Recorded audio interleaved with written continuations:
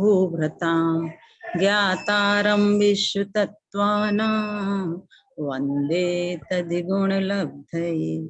बोले देवादिदेव 1008 श्री आदिनाथ भगवान की जय। बोले देवादिदेव 1008 श्री पार्श्वनाथ भगवान की जय। बोले देवादिदेव 1008 श्री महावीर भगवान की जय। बोलिए प्रशांत मूर्ति आचार्य श्री शांति सागर छाणी महाराज की जय। बोलिए संत शिरोमणि आचार्य श्री विद्यासागर जी महाराज की जय। बोलिए गुरुनाम गुरु आचार्य श्री सुमति सागर जी महाराज की जय। बोलिए सराकोद्धारक षष्ठ पट्टाचार्य श्री ज्ञान सागर जी महाराज की जय। बोलिए आचार्य श्री गे सागर जी महाराज की जय। ओम ह्रीं जगत शांति कराय श्री शांतिनाथाय नमः। सर्वोपद्रव शांति में कुरु कुरु स्वाहा। ओम ह्रीं जगत शांति कराय श्री शांतिनाथाय नमः। सर्वोपद्रव शांति में कुरु कुरु स्वाहा। ओम ह्रीं जगत शांति कराय श्री शांतिनाथाय नमः। सर्वोपद्रव शांति में कुरु कुरु स्वाहा। ओम ह्रीं जगत शांति कराय श्री शांतिनाथाय नमः। सर्वोपद्रव शांति में कुरु कुरु स्वाहा। ओम ह्रीं जगत शांति कराय श्री शांतिनाथाय नमः। सर्वोपद्रव शांति में कुरु कुरु स्वाहा। ओम ह्रीं जगत शांति कराय श्री शांतिनाथाय नमः। सर्वोपद्रव शांति में कुरु कुरु स्वाहा। ओम ह्रीं जगत शांति कराय श्री शांतिनाथाय नमः। सर्वोपद्रव शांति में कुरु कुरु स्वाहा। ओम ह्रीं जगत शांति कराय श्री शांतिनाथाय नमः। सर्वोपद्रव शांति में कुरु कुरु स्वाहा। ओम ह्रीं जगत शांति कराय श्री शांतिनाथाय नमः। सर्वोपद्रव शांति में कुरु कुरु स्वाहा। सर्वोपद्रव शांति में कुरु कुरु स्वाहा। बोले देवादिदेव 1008 श्री शांतिनाथ भगवान की जय। बोले आचार्य उमा स्वामी महाराज की जय। आचार्य उमा स्वामी महाराज श्री के द्वारा लिखित तत्वार्थ सूत्र ग्रंथ का चौथा अध्याय कल समाप्त हो गया, जिसमें आप सभी ने 4 प्रकार के देवों की चर्चा पढ़ी है। इसके साथ साथ कुछ विशेष चर्चाएं जो शेष रह गई हैं, उन सभी की चर्चा आपके बीच में बताई जा रही है। जैसे सबसे पहले वैमानिक देवों के बिल, वैमानिक देवों के बिल कितने हैं, तो पहले भी बताया गया था कि भवनवासी देवों के 7,72,00,000 भवन हैं और उन भवनों में उतने ही जिनालय हैं। इसके साथ ही साथ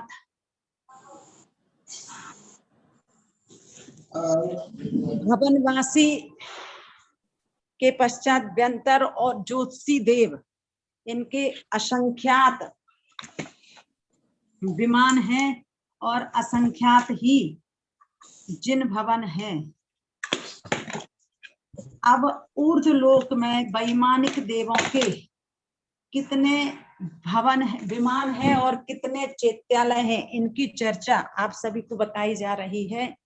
जिस तरह असुर कुमार आदि जाति के देवों के अलग अलग विमान की संख्या बताई थी, इसी तरह से अब यहाँ पर भी जैसे सौधर्म स्वर्ग में 32 लाख विमान है।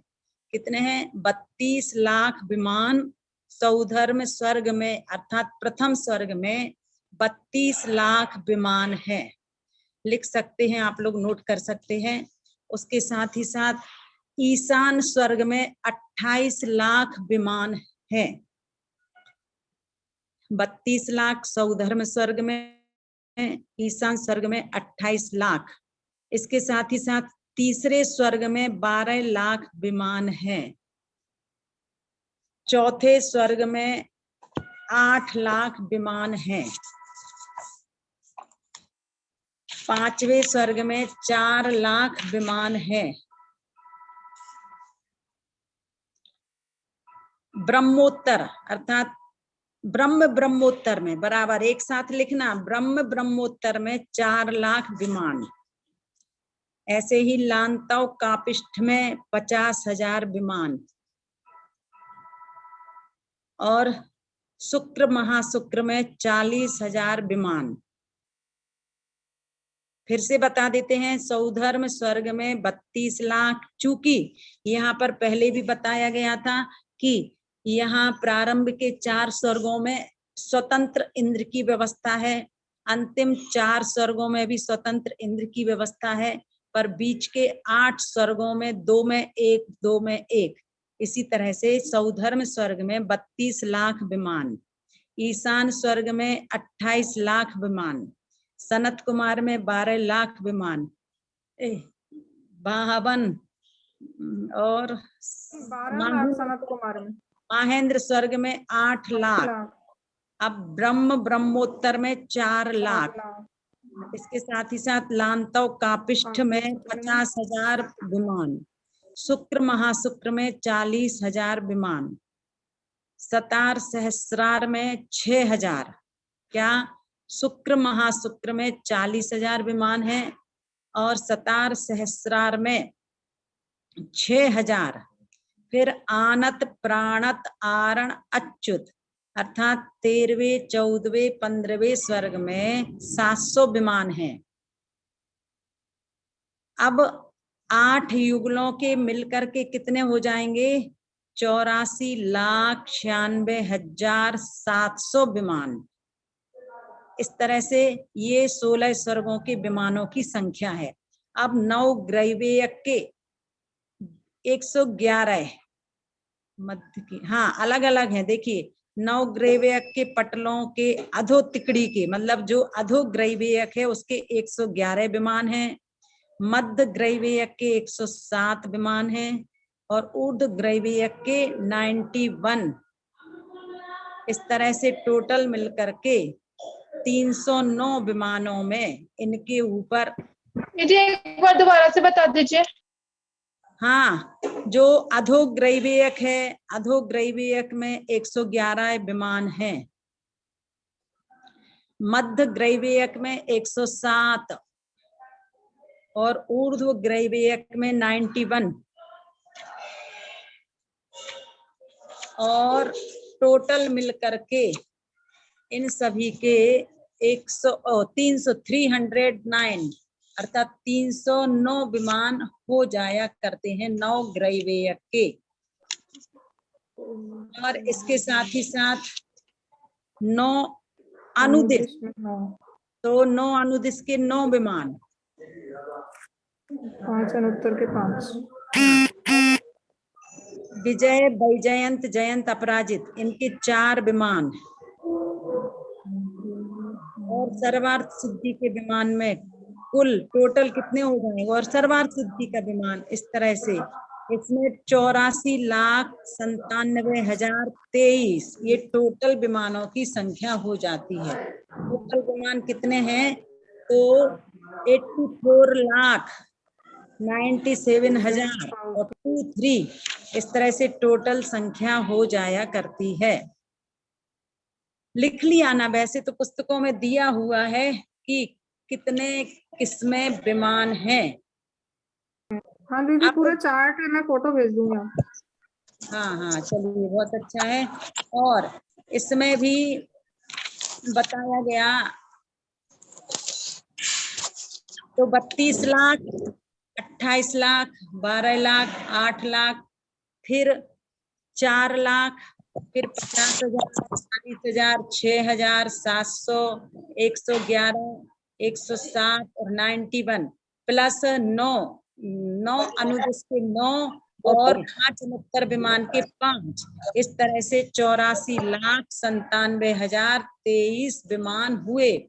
और जितने विमान हैं उन सभी विमानों में आयो जिसमें 108 प्रतिमाएं विराजमान है।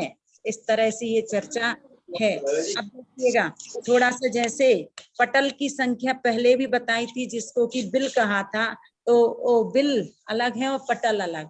तो पटल कितने हैं यहाँ पर, उसकी चर्चा भी आप लोग लिख लीजिएगा। जैसे वैसे टोटल पटल हैं इनके 63, अर्थात 63 पटल हैं। तो किसके कितने पटल, पटल का मतलब मंजिल टाइप की। तो सबसे पहले प्रथम युगल में अर्थात सौधर्म ईशान स्वर्ग में 31 पटल हैं। कितने पटल हैं? 31 पटल हैं।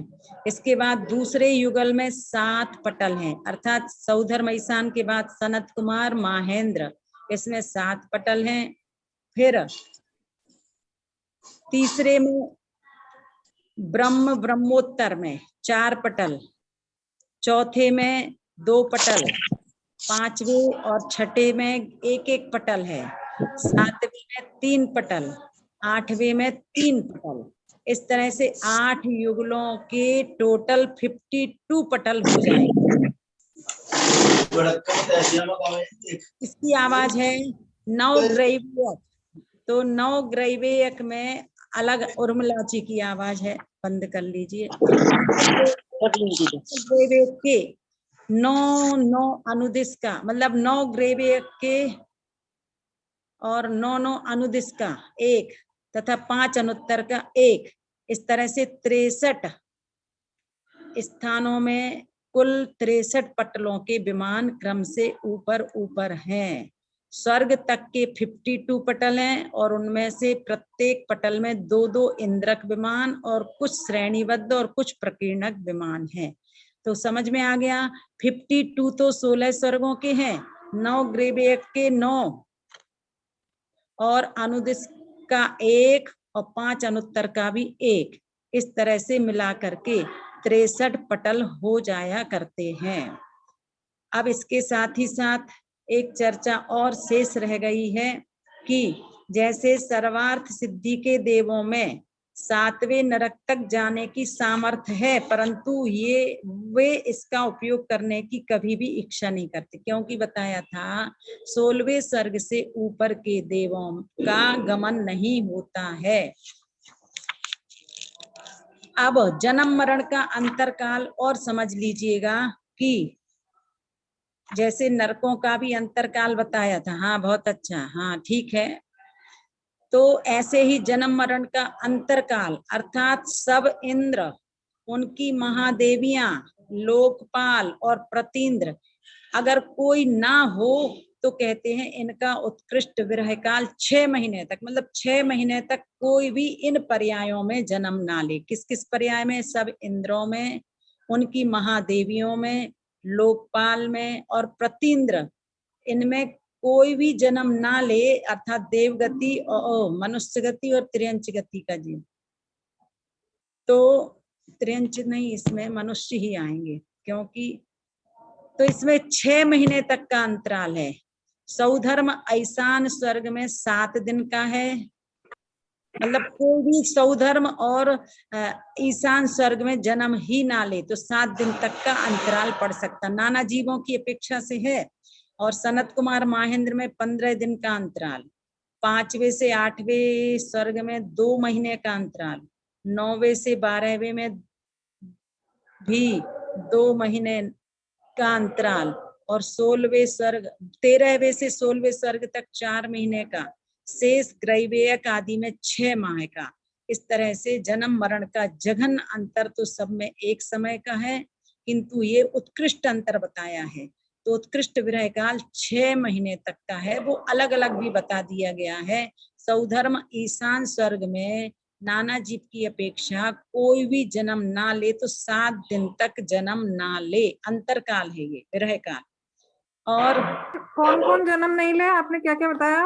इंद्र, उनकी महारानियां और लोकपाल और प्रतींद्र, यानी सभी कई बता रहे वैसे तो। लोकपाल और प्रतींद्र। हाँ वैसे तो बताया फिर अलग अलग कि सौधर्म ईशान स्वर्ग में कोई भी जन्म ना ले तो 7 दिन तक ना ले, है ना। ऐसे ही सनत कुमार महेंद्र स्वर्ग में कोई भी जन्म ना ले तो 15 दिन तक। 5वें से 8वें स्वर्ग तक का अंतराल है 2 महीना।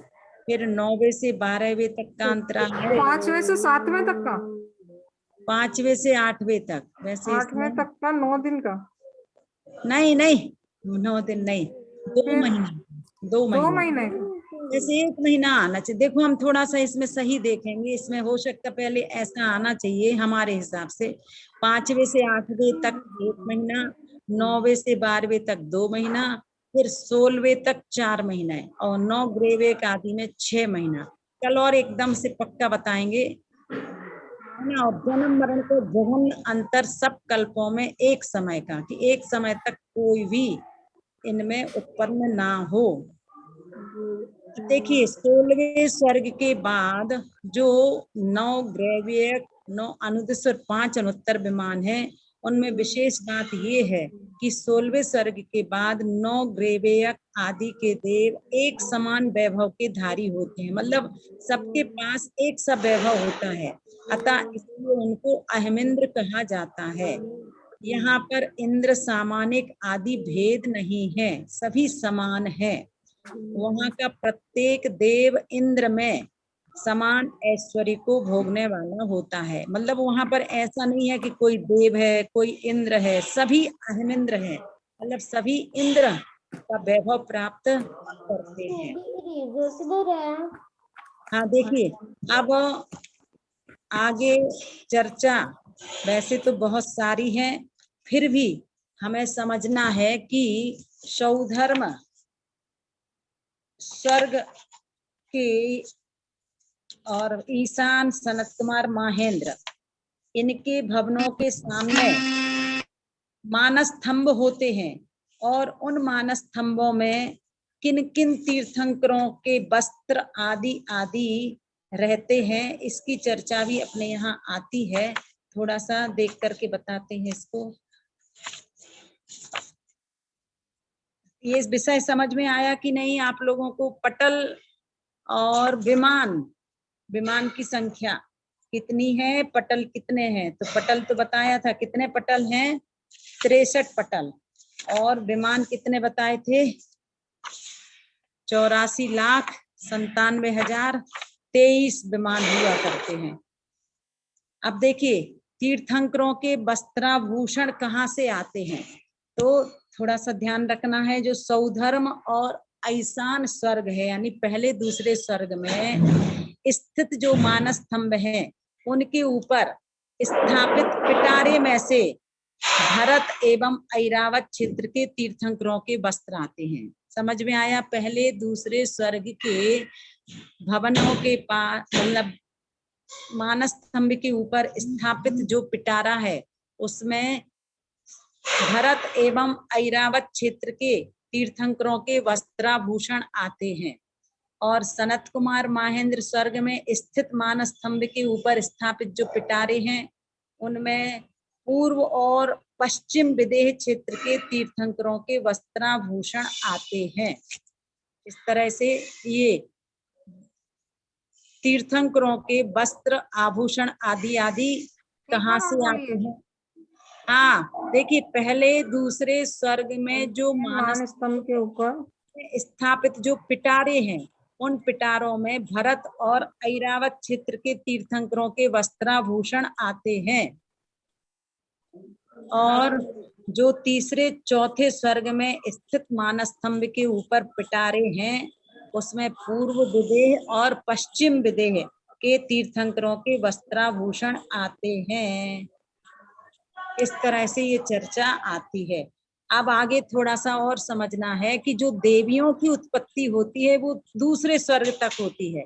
क्या? देवियों की जो उत्पत्ति होती है वो दूसरे स्वर्ग तक होती है, और उसके बाद जिस जिस स्वर्ग के देव की देवियां होती हैं, तो वो स्वयं दूसरे स्वर्ग तक जो जन्म लिए हैं, वहां से जिन जिनका नियोग रहता है वहां से ले आते हैं देवियां दूसरे दीदी। स्वर्ग। तीसरे चौथे स्वर्ग के ऊपर जो स्थित मानस स्तंभ के पिटारे हैं, उसमें से कहाँ कहाँ के आते हैं?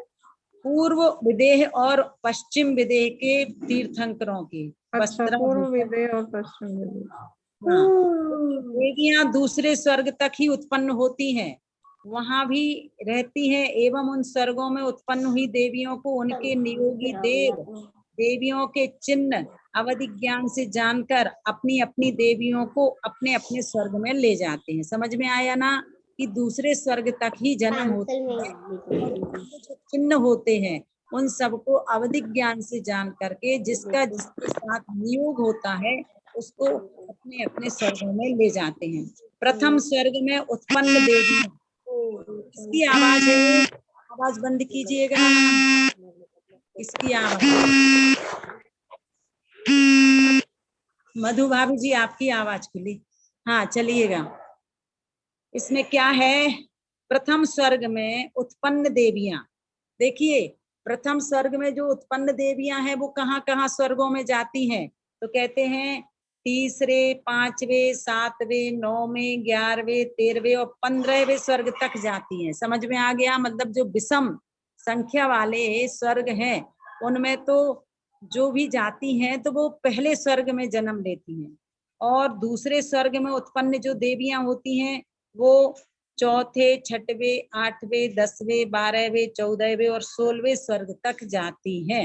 इस तरह से दूसरे स्वर्ग तक उत्पन्न देवियों की चर्चा की गई कि जिसका नियोग जिसके साथ होता है वो यहीं से ले जाया करते हैं। अब इस तरह से आगे की चर्चा है। ऊर्ध्व लोक में पटल 63 है। अब थोड़ा सा एक विषय और समझने का रह गया है। मध्य लोक के सुमेरु पर्वत की चूलिका से एक बाल की मोटाई प्रमाण स्थान के बाद स्वर्ग प्रारंभ हो जाता है। देखिए स्वर्ग प्रारंभ कहाँ से होता है, तो आप लोगों को पहले भी बताया था कि जो सुमेरु पर्वत है और 1 लाख योजन विस्तार वाला सुमेरु पर्वत है जिसकी जड़ 1000 योजन की है, 99,000 योजन ऊपर है, फिर चूलिका है 40 योजन की, तो चूलिका से लेके जो ऋजु विमान प्रथम स्वर्ग का है उसमें मात्र 1 बाल मात्र का अंतर है। अब कोई चाहे कि हम वहीं के वहीं स्वर्ग चले जाएं तो संभव नहीं है। तो मध्य लोक के सुमेरु पर्वत की चूलिका से 1 बाल की मोटाई प्रमाण स्थान के बाद स्वर्ग प्रारंभ हो जाता है। चित्रा पृथ्वी से, अब देखिए जो अपनी चित्रा पृथ्वी है ना, बोलिए ना, मध्य लोक के सुमेरु पर्वत की जो चूलिका है ना 40 से 1 बाल की मोटाई प्रमाण के बाद स्वर्ग प्रारंभ हो जाता है।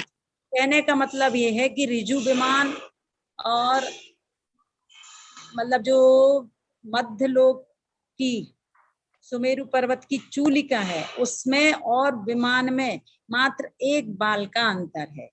अच्छा, उसके ऊपर होता है। हाँ, अब देखिए, अब जो चित्रा पृथ्वी है जिस पर अपन सभी रह रहे हैं उससे 1.5 राजू ऊपर जाइएगा तो सौधर्म और ऐसान स्वर्ग आमने सामने आ जाता है ना। इस चित्रा पृथ्वी से कितनी ऊंचाई पर प्रथम दूसरा स्वर्ग है, 1.5 राजू ऊपर जाइए। 1 राजू में असंख्यात योजन होते हैं, तो 1.5 राजू में सौधर्म और ऐसान स्वर्ग आमने सामने है। फिर 1.5 राजू में सनत कुमार और महेंद्र स्वर्ग है, तो ये 3 राजू में 4 स्वर्ग हो गए। अब आगे आगे क्या व्यवस्था है, आधा राजू में ब्रह्मोत्तर विमान है, उसके बाद आधा राजू में लांतव कापिष्ट विमान है, फिर आधा राजू में शुक्र महाशुक्र विमान है, फिर आधा राजू में सतार सहस्त्रार विमान है, फिर आधा राजू में आनत प्राणत स्वर्ग है, फिर आधा राजू में आरण अच्युत स्वर्ग है। यानी कि पहले, दूसरे, तीसरे, चौथे स्वर्ग तक तो 3 राजू हो जाते हैं, पर उसके बाद 5वें स्वर्ग से 16वें स्वर्ग तक सब आधा आधा राजू में है। अब देखिएगा, फिर ये स्वर्ग सभी आमने सामने हैं। इस प्रकार 6 राजू में 16 स्वर्ग हो जाते हैं। कितने? 6 राजू में 16 स्वर्ग हैं। अब 16 स्वर्ग के ऊपर 1 राजू में क्या क्या है, 9 ग्रैवेयक, 9 अनुदेश 5 अनुत्तर विमान, सिद्धशिला और सिद्धालय सब कुछ एक राजू में है। अब एक राजू का भी बहुत विस्तार है, असंख्यात योजनों का एक राजू होता है। इस प्रकार 7 राजू में ऊर्ध्वलोक एवं 7 राजू में अधोलोक है। इस तरह लोक की ऊंचाई कुल 14 राजू है। तो ये मध्यलोक तो कुछ बहुत कम मतलब उसमें है स्थान में। विशेष सुमेरु पर्वत अर्थात मध्यलोक की ऊंचाई कितनी कहलाएगी? वो ऊर्ध्वलोक में ही गर्भित हो जाती है, विशेष रूप से ऊर्ध्वलोक में ही गर्भित हो जाती है। इस तरह से ये व्यवस्था बताई है। और आगे बताते हैं अब सिद्धालय कहाँ पर है। जो सिद्धालय है, सिद्धशिला है, सिद्ध क्षेत्र है, ये कहाँ है तो थोड़ा सा समझ लीजिए। आज वैसे हमें लगता है भावना बहन, कमलेश भाभी जी ये लोग क्लास से नहीं जुड़े हुए हैं, फिर भी विषय सर्वार्थ सिद्धि विमान आपको पता है ना। सबसे लास्ट में कौन सा विमान है? सर्वार्थ सिद्धि विमान। 5 अनुत्तर विमानों में विजय, वैजयंत, जयंत, अपराजित, सर्वार्थ सिद्धि। तो सर्वार्थ सिद्धि विमान के ध्वज दंड से क्या अंतिम जो अनुत्तर विमान सर्वार्थ सिद्धि है, उस सर्वार्थ सिद्धि विमान का जो ध्वज दंड है वहां से 12 योजन ऊपर, 12 योजन ऊपर जाइएगा वहां से, फिर 12 योजन ऊपर जाकर के अष्टम ईसत प्रागभार नामक पृथ्वी के बीचों बीच 45 लाख योजन गोल वही सिद्धशिला है। यहाँ पर सिद्धशिला है 8 योजन मोटी, और फिर उसके बाद वलय, और फिर सबसे ऊपर क्षेत्र में सिद्ध क्षेत्र। तो ये भी 45 लाख योजन गोल एवं 8 12 योजन ऊपर, ध्वज दंड से 12 योजन ऊपर, फिर आगे ध्वज दंड से 12 योजन ऊपर जाकर सिद्धशिला है। तो वो कैसी है? ईसत प्रागभार नामक पृथ्वी के बीचों बीच 45 लाख योजन गोल। कितनी है उसका विस्तार भी बताया था पहले कि 5 पैताला होते हैं। जैसे बताया था कि मनुष्यों का निवास स्थान भी 45 लाख योजन विस्तार में है।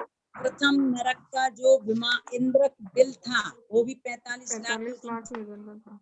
और प्रथम स्वर्ग का जो विमान है वो भी इंद्रक विमान है, वो भी 45 लाख योजन विस्तार का है।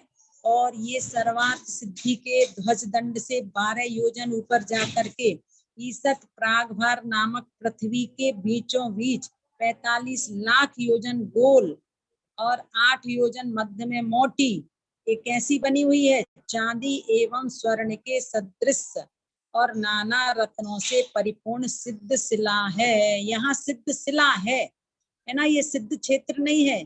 यहाँ पर सिद्ध परमेष्ठी नहीं रहते हैं। आगे जाकर के जो आगे आगे क्रमशः कम होती हुई अंत में 1 अंगुल प्रमाण रह जाती है। सिद्ध शिला की आगे जाकर के अपन बिल्कुल किनारा ऐसा हो जाता है ना, तो बिल्कुल साइड से जाकर इसकी मतलब वो सब कुछ अलग रह जा, 1 अंगुल प्रमाण रह जाता है।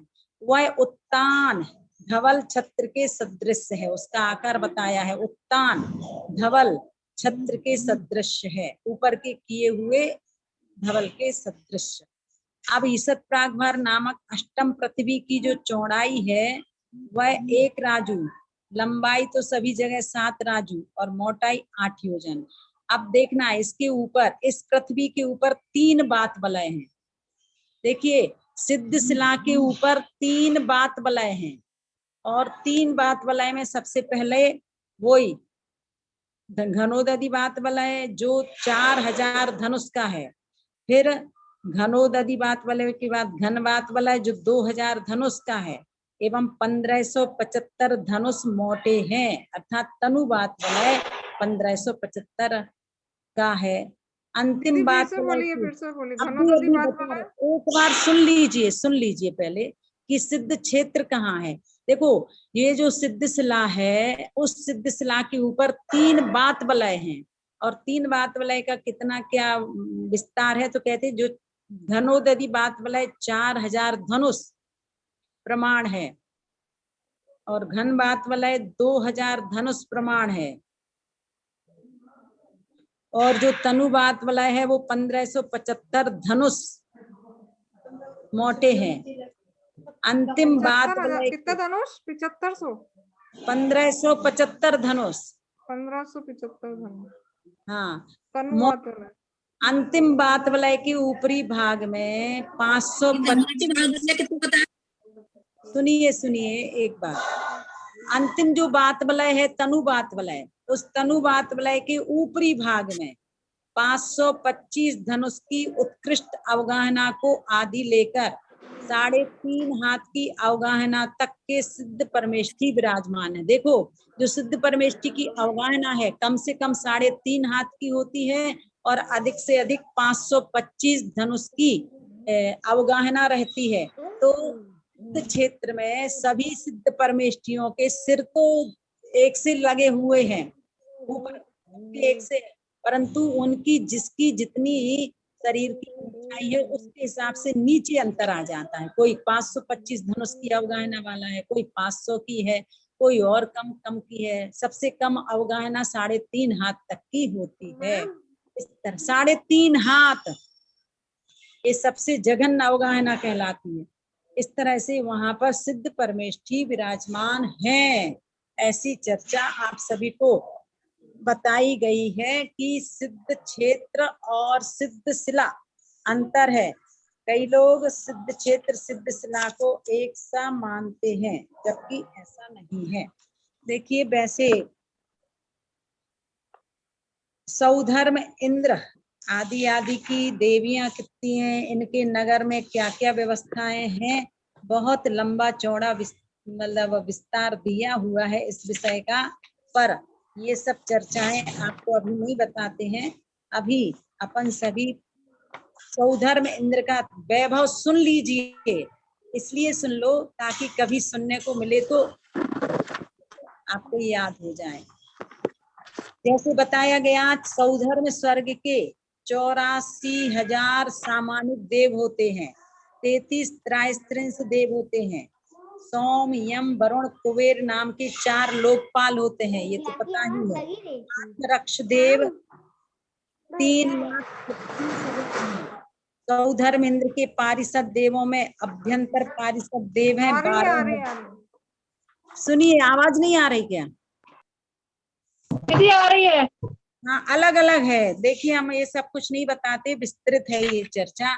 पर इंद्र के ऐरावत हाथी का जरूर आप लोग थोड़ा सा और सुन लीजिएगा कि जो ऐरावत हाथी होता है वो किस किस तरह का होता है। तो सौधर्म इंद्र के आभियोग देवों का अधिपति देव बालक नामक देव कहलाता। देखिए, आभियोग जाति के देव जो सूर्य चंद्रमा आदि को भी खींचते रहते हैं, तो सौधर्म इंद्र का जो आभियोग देव का अधिपति देव बालक नामक देव है। यह वाहन देव विक्रिया से, देखिए कितना शरीर बना लेता है, तो विक्रिया से 1,00,000 उत्सेद लघु लघु योजन से समझना, यानी 4 कोस का 1 योजन, लघु योजन लेना यहाँ। फिर भी यह जो वाहन देव है विक्रिया से अपने शरीर को कितना बना लेता है, 1,00,000 योजन प्रमाण ऐरावत नामक हाथी की विक्रिया करता है। ये कौन सी जाति के देव विक्रिया करते हैं? आभियोग जाति के जो देव हैं वह शरीर की विक्रिया ऐरावत हाथी के रूप में कर लिया करते हैं। इस हाथी के दिव्य रत्न मालाओं से युक्त 32 मुख होते हैं। देखिए, उस ऐरावत हाथी का वर्णन जब पढ़ते सुनते हैं तो लगता है वास्तव में कैसी अद्भुत रचना है।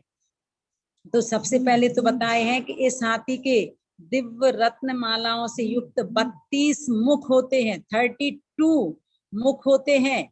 अपना जैसे एक है, परंतु उस ऐरावत हाथी के 32 मुख होते हैं।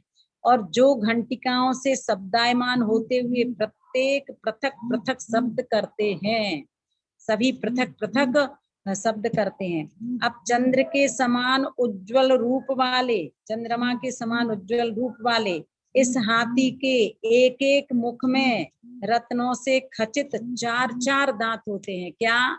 32 मुख हुए और 32 मुखों में एक एक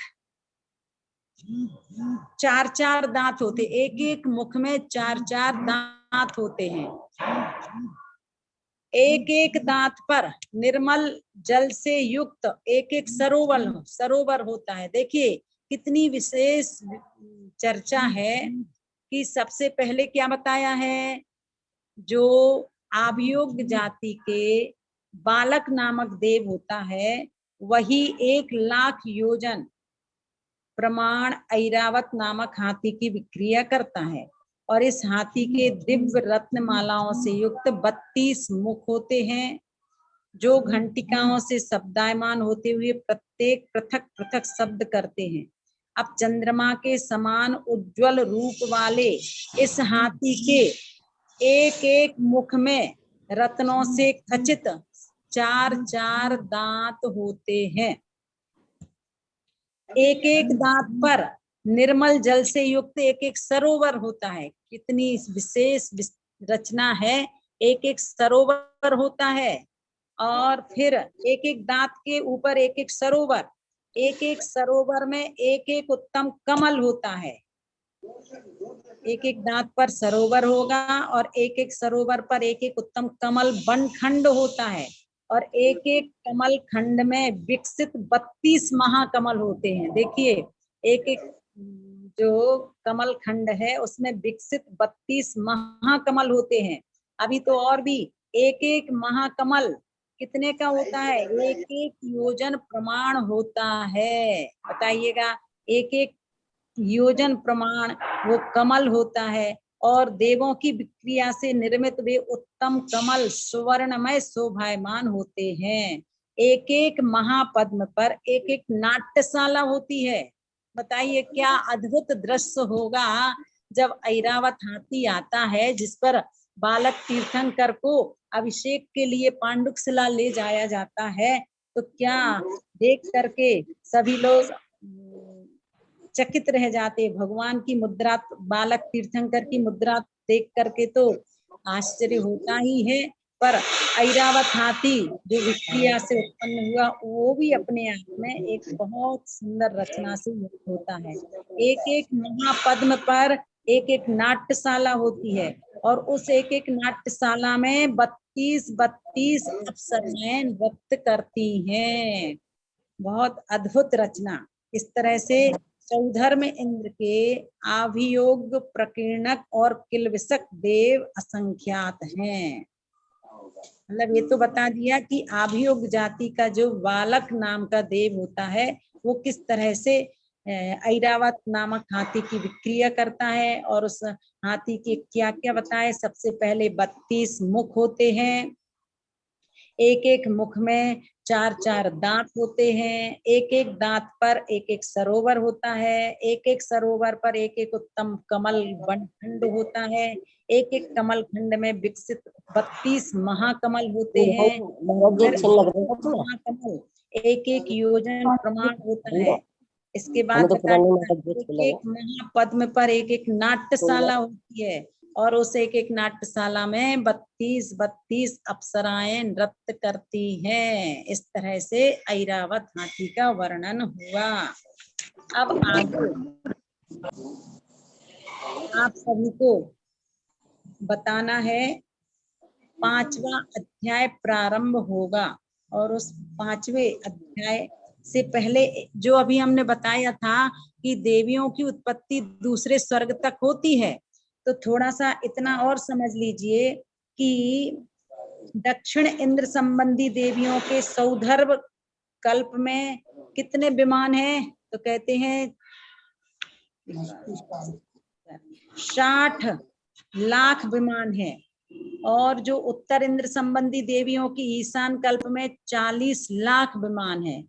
इस तरह से इन कल्पों में उत्पन्न हुई देवियों को अपने अपने अवधिक ज्ञान से जानकर वे देव अपनी अपनी देवियों को ले जाते हैं। दीदी ऐरावत हाथी के तो 8-8 दांत पढ़ा था मैंने कहीं, शायद है 8-8 दांत हैं शायद। नहीं 4-4 दांत हैं एक हाथी के। 4 हाँ, एक मुख में रत्नों से खचित 4-4 दांत होते हैं। अब हो सकता है 2 मत आए हो कहीं तो देख लेंगे। हाँ ऐसा हो सकता है दीदी, 8-8 पढ़ा था मैंने कहीं। हाँ हो सकता है। एक एक मुख में रत्नों से खचित 4-4 दांत होते हैं। एक एक दांत पर निर्मल जल से युक्त एक एक हाँ, सरोवर और तो होता है। सही, और तो यही है दीदी सब। और फिर भी कितनी अद्भुत अद्भुत रचना है, दीदी बताओ। कितना अद्भुत लगता होगा। बहुत, देखिए नाट्यशाला, और नाट्यशाला में फिर एक एक 32 अप्सराएं नृत्य करती हैं, तो वास्तव में अद्भुत दृश्य लगता है। पर फिर भी ये सब प्राकृतिक व्यवस्थाएं हैं। और आगे 5वां अध्याय प्रारंभ होता है।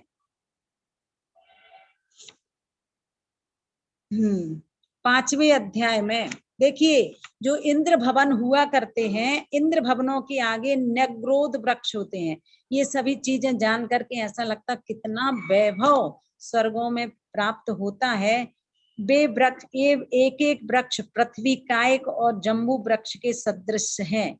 इन वृक्षों के मूल में प्रत्येक दिशा में एक एक जिन प्रतिमा विराजमान है, जिनके चरणों में सतत इंद्र आदि नमस्कार करते हैं।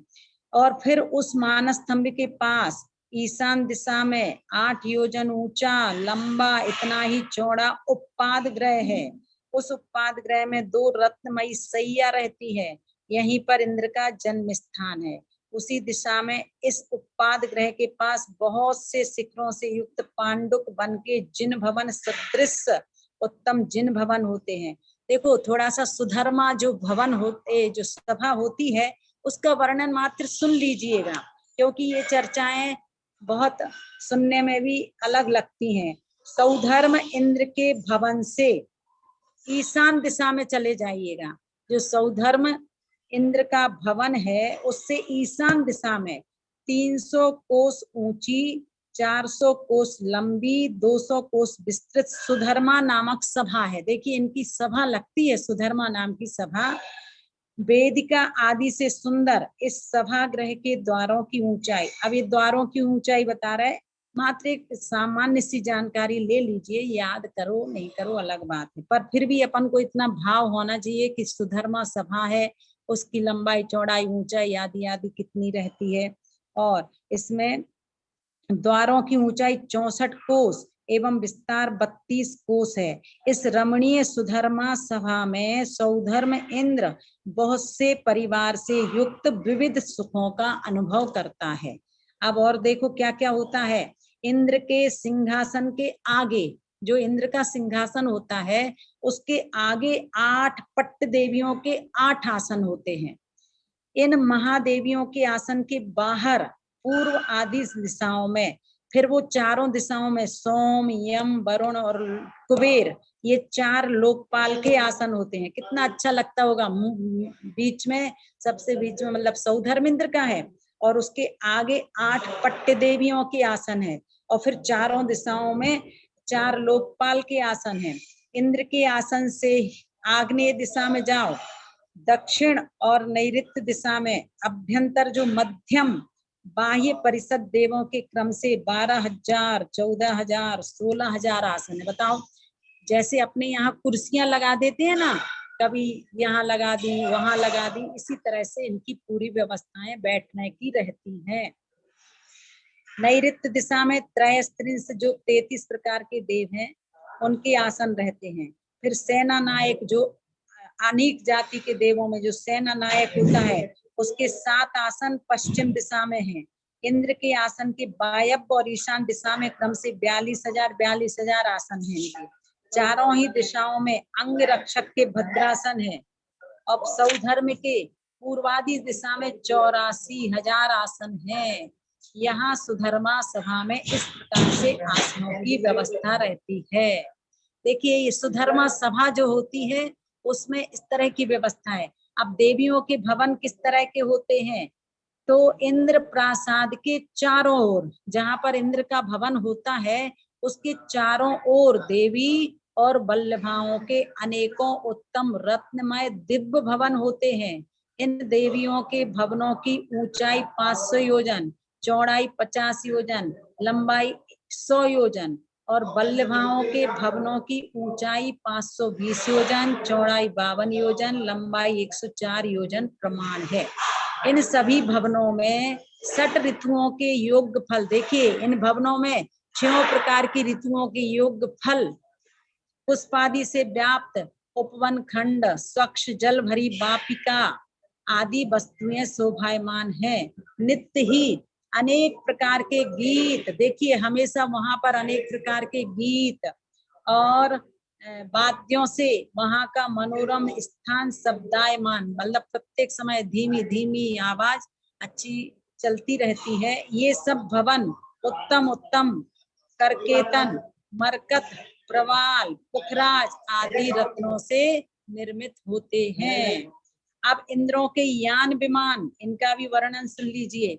सौधर्म इंद्र का बालुक नामक यान विमान होता है। देखिए सभी के विमानों के नाम अलग अलग हैं, तो इसका बालुक नामक यान विमान होता है। ऐसे ही ईशान आदि इंद्रों के विमान पुष्पक, सोमनस, श्री वृक्ष, सर्वतोभद्र आदि सुंदर नाम वाले विमान हैं। इनमें से प्रत्येक यान विमान 1,00,000 योजन लंबा और चौड़ा होता है। क्या व्यवस्थाएं हैं प्राकृतिक। अब ये विमान 2 प्रकार के होते हैं, एक तो विक्रिया से उत्पन्न होते हैं और एक स्वभाव से उत्पन्न होते हैं। ये सभी चर्चाएं सुन लेना चाहिए ताकि जानकारी मिलती है कि किस किस तरह की क्या क्या इंद्रों के पास विभूतियां होती हैं। अब विक्रिया से उत्पन्न हुए यान विमान विनश्वर एवं स्वभाव से उत्पन्न हुए यान विमान नित्य और अविनश्वर होते। देखो जो विक्रिया से उत्पन्न यान विमान होते वो तो विनश्वर होते हैं, परंतु जो स्वभाव से उत्पन्न होते हैं वो अविनश्वर होते हैं। ये यान विमान फहराती हुई ध्वजाओं से रमणीय, आसन सैया आदि से परिपूर्ण, धूप घट भी होते हैं, घंटा चामर आदि से शोभित होते हैं, बंधन माला रहती है, स्वर्ण मुक्ता मालाओं से सहित होते हैं, सुंदर सुंदर द्वार होते हैं, वज्रमय कपाट से अलंकृत शोभायमान होते हैं। यान विमान में स्वच्छ भाजन के साथ साथ वस्त्र, आभरण आदि वस्तुएं विक्रिया जन्य भी होती हैं और स्वाभाविक के भेद से 2 प्रकार की होती हैं। विक्रिया से उत्पन्न वस्त्र आदि तो विनश्वर होते हैं, नष्ट हो जाते हैं, और स्वभाव से उत्पन्न हुए पृथ्वी काय आदि अविनश्वर होते हैं। अब यहाँ सौधर्म इंद्र के परिवार, वैभव आदि का वर्णन किया है। इस प्रकार से ऐसी ही व्यवस्था ईशान स्वर्ग से लेकर अच्युत स्वर्ग पर्यंत होती है। बस परिवार देव देवियों की संख्या में न्यूनता एवं भवन आदि के प्रमाण में न्यूनता आती चली जाती है। एक अद्भुत सा लगता है और कितनी अच्छी रचनाएं होती हैं ये सभी। तो आज विशेष चर्चाएं आप लोगों को बताई हैं कि किस तरह से पटल होते हैं, किस तरह से विमान होते हैं, और इन विमानों में जितने विमान हैं उतने ही जिन भवन होते हैं। देखो अब स्वर्ग में जन्म का सुख और सुन लीजिए। देव पूर्वोपार्जित पुण्य से देवगति नाम कर्म के उदय से जीव सुरलोक के भीतर उपाद ग्रह में महार्घ सैया पर उत्पन्न होते हैं। जो सैया का नाम है वो महार्घ, और एक मुहूर्त में ही अर्थात 48 मिनट के अंदर अंदर अधिकतम 6 पर्याप्तियों को प्राप्त करके 9 यौवन संपन्न शरीर वाले हो जाते। ऐसे लगता है जैसे अंतर मुहूर्त के अंदर ही अंदर 16 वर्ष का कुमार जैसा उत्पन्न हो गया। देवों के शरीर में नख, केश, रोम, चर्म, मांस, हड्डी, चर्बी, रुधिर, नसें, मल मूत्रादि नहीं होते, प्रत्युत दिव्य वैक्रियक शरीर होता है। अब इसके साथ ही साथ देव विमान में उत्पन्न होने पर पूर्व में बिना खोले किवाड़ युगल खुल जाते हैं। देखिए अपने आप ही दरवाजे खुल जाते हैं। पूर्व में बिना खोले किवाड़ युगल खुल जाते हैं जैसे ही देव विमान में उत्पन्न होने पर, और उसी समय आनंद भेरी का शब्द फैलता है। भेरी शब्द को सुनकर परिवार के देव देवियां जय जय नंद ऐसे विविध शब्दों को बोलते हुए आते हैं। जैसे ही जन्म होता है तो जो वहां पहले से परिवार के देव होते हैं वो जय जय नंद ऐसे विविध शब्दों को बोलते हुए आते हैं। किल्विष देव, जो किल्विषक जाति के देव होते हैं, वो जय घंटा पटय आदि बजाते हैं। गंधर्व देव नृत्य करने लगते हैं। इन सब देव देवियों को देखकर वह देव कौतुक करता है और उसे तत्क्षण या तो सम्यक दृष्टि होगा तो अवधि ज्ञान होगा, और अगर मिथ्या दृष्टि है तो कुअवधि ज्ञान उसको प्रकट हो जाता है। कितने ही मिथ्या दृष्टि देव इस वैभव को पुण्य का फल समझकर सम्यक को ग्रहण कर लेते हैं। इस तरह से कोई देव महाविभूति के साथ स्वयं ही जिन पूजा का उद्योग करते, जैसे ही उनको अवधि ज्ञान लगाते हैं तुरंत कई देव तो नंदीश्वर दीप की वंदना करने चले जाते हैं या अपने अपने भवनों में भी अभिषेक पूजन आदि करते हैं। और कितने देव अन्य देवों के उपदेश बस जिन पूजा करते हैं। द्रह में स्नान कर दिव्य अभिषेक मंडप में प्रविष्ट हुए सिंहासन पर आरूढ़ इस नवजात देव का अन्य देवगण अभिषेक लो। अभिषेक करने का मतलब उसका स्नान आदि कराते हैं। जो नया देव आया है उसका स्नान आदि कराते हैं। भूषणशाला में प्रवेश कर रत्न भूषणों से वेशभूषा करते हैं। पुनः व्यवसायपुर में प्रवेश कर दिव्य चंदन अक्षत आदि द्रव्यों को लेकर परिवार से संयुक्त हो जिनेंद्र भवन में जाते हैं। वहां प्रदक्षिणा करके जय जयकार करते हुए जिन दर्शन करके क्षीर समुद्र के जल से भरे 1008 कलशों से जिन प्रतिमा का अभिषेक करते, देखिए कितना विशिष्ट पुण्य का उदय कि जैसे ही उत्पन्न होते हैं तो अन्य देवगण आदि आदि आते हैं। कोई घंटा बजाता है, कोई नृत्य करता है, जो जो जाति के देव हैं, और फिर उसके बाद उसको स्नान आदि से फ्री होकर अच्छे वस्त्र पहन करके क्षीर सागर के समुद्र से 1008 कलशों से जिन प्रतिमा का अभिषेक करते हैं, पुनः विधिवत पूजन आदि करके शंख चमर आदि उपकरणों से पूजा करके नाटक आदि अभिनय करते हैं। सम्यक दृष्टि देव कर्म क्षय के निमित्त अतिशय भक्ति सहित जिन पूजा करते हैं, और मिथ्या दृष्टि देव अन्य देवों के संबोधन से ये कुल देवता हैं ऐसा मान करके पूजा करते हैं। पूजा करके आकर वे देवेंद्र अपने भवनों में आकर सिंहासन पर विराजमान हो जाते हैं। अब देवों का जो गमन है वो मूल शरीर से नहीं होता, इनका कहना है। गर्भ जन्म आदि कल्याणों में या क्रीड़ा आदि के लिए यत्र तत्र जाने में देवों के उत्तर शरीर, देखिए कि मूल शरीर तो उनका वही होता है और विक्रिया से उत्पन्न शरीर यहाँ आता है या यत्र तत्र विचरण करता है। उनके मूल शरीर सुख पूर्वक जन्म स्थानों में ही स्थित रहते हैं। विक्रिया के शरीर की स्थिति अंतर्मुहूर्त मात्र होती है। अंतर्मुहूर्त के लिए विक्रिया हुई, फिर नवीन शरीर धारण कर लेते हैं। ये देव अंतर्मुहूर्त में शरीर की नई नई विक्रिया करते रहते हैं। इन्हें इसमें कष्ट का अनुभव नहीं होता, इनको कोई कष्ट नहीं होता कि कोई विक्रिया करते हैं तो इनको कष्ट होता है, नहीं, और प्रत्युत आनंद ही आता है। इस विषय में विशेषता इतनी है कि सौधर्म ईशान कल्प में उत्पन्न हुई देवियों के मूल शरीर अपने अपने स्वर्ग देवों के पास में जाते हैं, अर्थात आगे के स्वर्गों की सभी देवियां सौधर्म ईशान कल्प में ही जन्म लेती है। तो बता दिया पहले भी। पुनः इनके देव आकर इन देवियों को अपने अपने स्वर्गों में ले जाते हैं, तब ये देवियां मूल शरीर से ही जाती हैं। चलिए, अब इस तरह से ये विशेष बात आपको बता दी गई है, क्या क्या विशेषताएं होती हैं। हाँ, उत्कृष्ट अंतर, देखिए हम बता रहे थे आपको नहीं कि उत्कृष्ट अंतर में कुछ अंतर है, तो वो ही लेना। 1 माह, फिर 2 महीना, फिर 4 महीना, फिर 6 महीना, तो जैसा हम बता रहे थे वैसा ही लेना। सौधर्म ईशान में 7 दिन तक का अंतराल है, सनत कुमार इग्वल में 15 दिन का, ब्रह्मादि 4 स्वर्गों में 1 महीने का, शुक्रादि 4 स्वर्गों में 2 महीने का, आनतादि 4 स्वर्गों में 4 महीने का, और ग्रैवेयक आदि में 6 महीने का अंतराल है।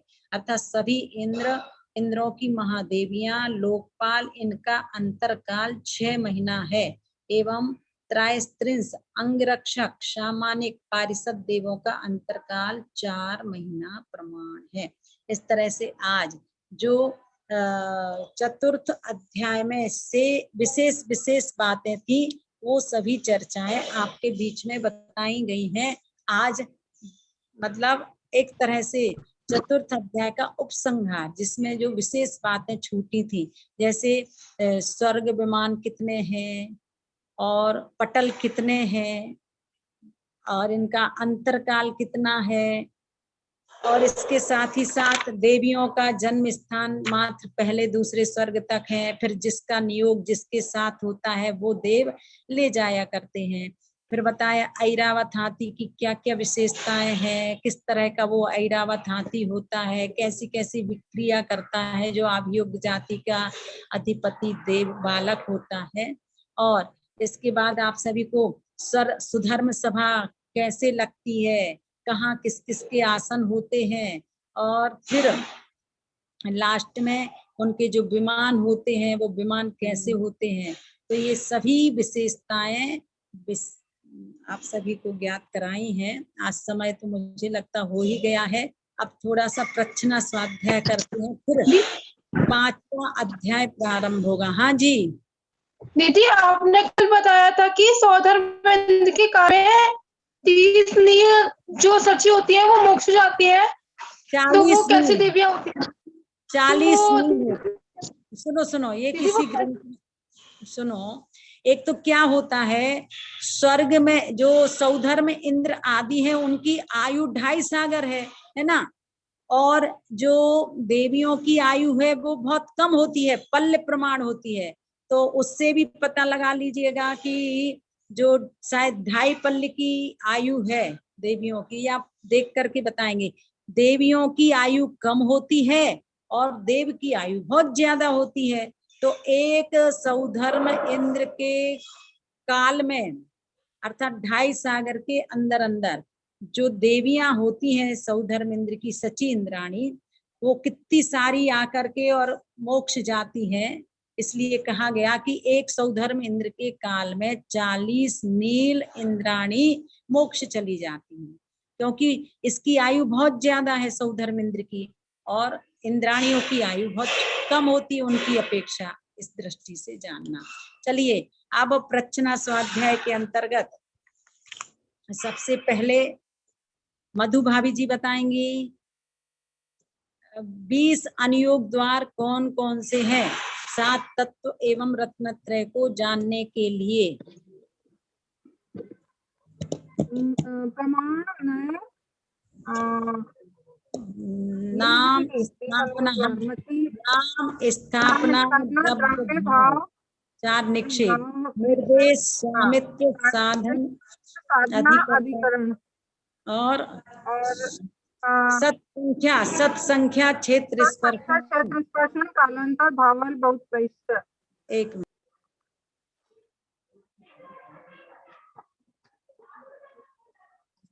हाँ दीदी यही है। प्रमाण नय, मति, स्मृति, संज्ञा, चिंता, अभिनिवेश, हाँ नाम स्थापना, द्रव्य भाव, ये 4 निक्षेप, और प्रमाण नय, निर्देश, स्वामित्व, साधना, अधिकरण, स्थिति और विधान, और सत संख्या, क्षेत्र स्पर्शन, काल, अंतर, भाव, अल्प, बहुत। हाँ चलिए ठीक है। अब आपको बताना है अवग्रह किसे कहते हैं। अवग्रह दीदी, दर्शन के पश्चात होने वाला प्रथम जो ज्ञान है वो अवग्रह कहलाता है ना। दर्शन के पश्चात होने वाला प्रथम ज्ञान। हाँ तो ये 4 भेद बताइएगा, अवग्रह, ईहा, अवाय और धारणा, ये मति ज्ञान के 4 भेद हैं। 4 अब भेद। इसके बाद सालू बहन बताएगी मति ज्ञान के 336। ये पहले का पढ़ने का टाइम ही नहीं मिल रहा बिल्कुल आजकल। अच्छा अच्छा दीदी बोलिए।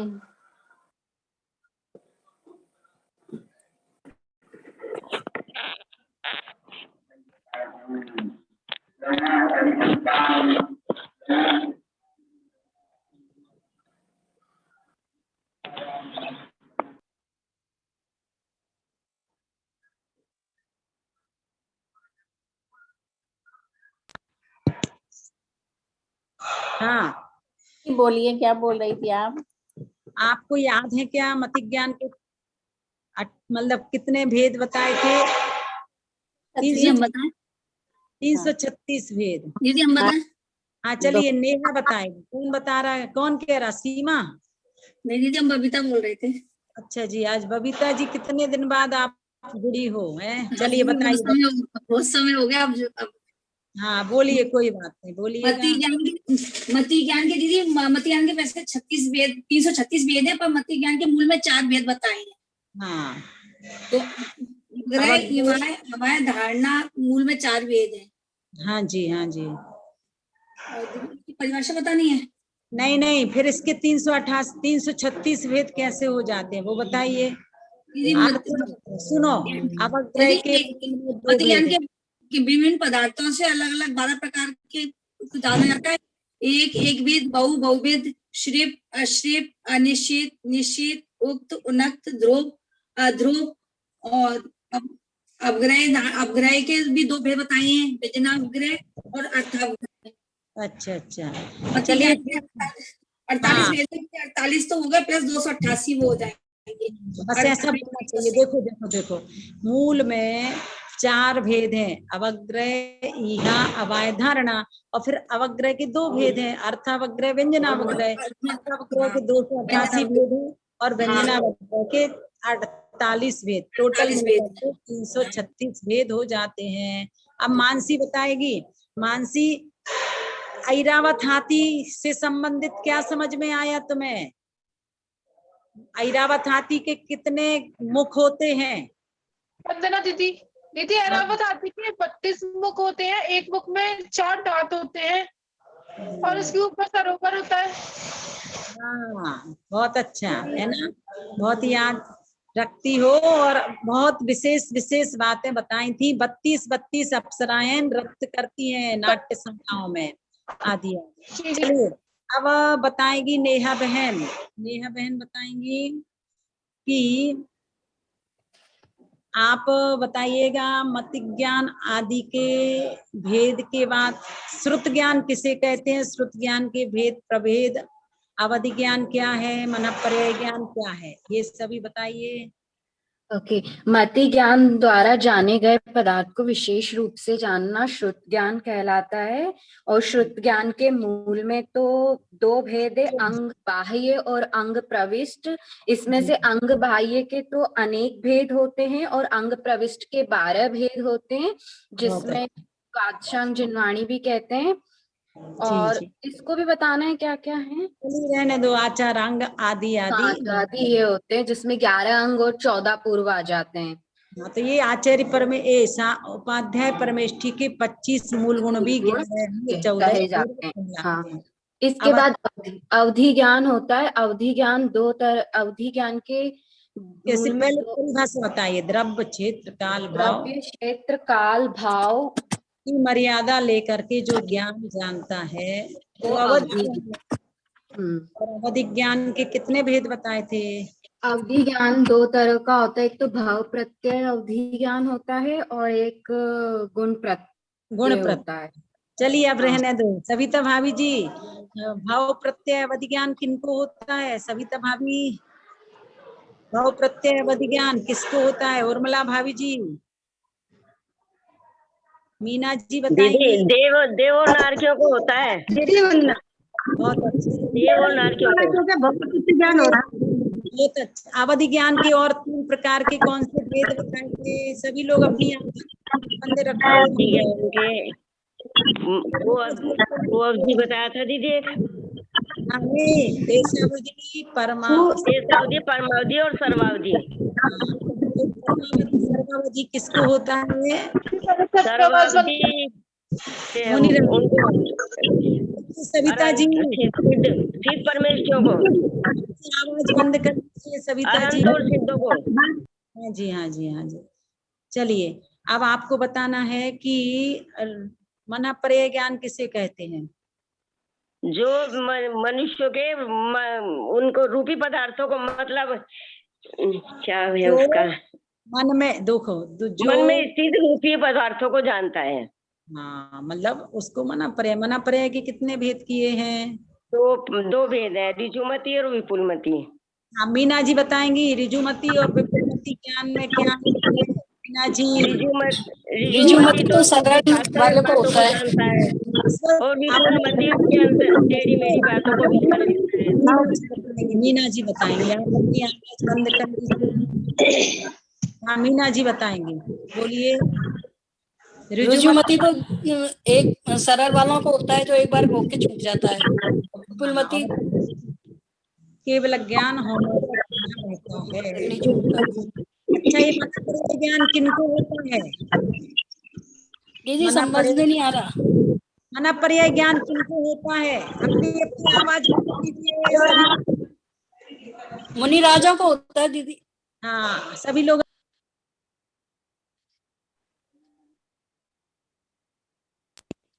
आज थोड़ा किसी बहन को काम है, जिससे नहीं पूछा है कल पूछ लेंगे। दीदी मस्तक नमो सदा देती हे दिलवाणी भारती, तो ही जपू दिन रहन जो तेरी शरणा गए।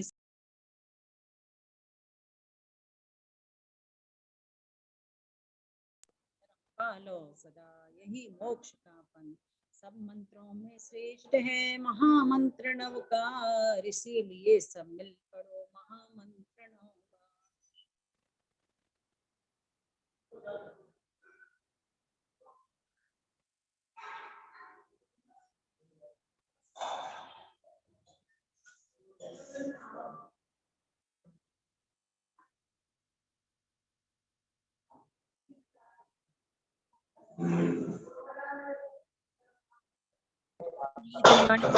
क्लास का टाइम तो 2:30 बजे का ही है ना।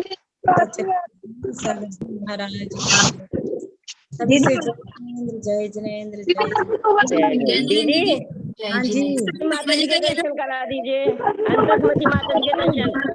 किसके दर्शन?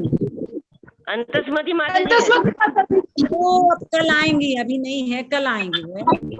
अच्छा, आप तो वहीं जाए। उनका त्योहार चल रहा है, कल गए थे हम लोग शाम को, कल करा देंगे। ठीक है दीदी। ठीक है दीदी।